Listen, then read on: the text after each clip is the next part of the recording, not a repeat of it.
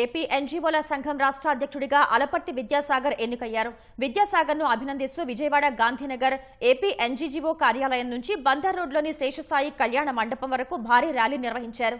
ఉద్యోగుల సమస్యలు ప్రభుత్వం దృష్టికి తీసుకువెళ్లి పరిష్కారానికి కృషి చేస్తామని విద్యాసాగర్ హామీ ఇచ్చారు.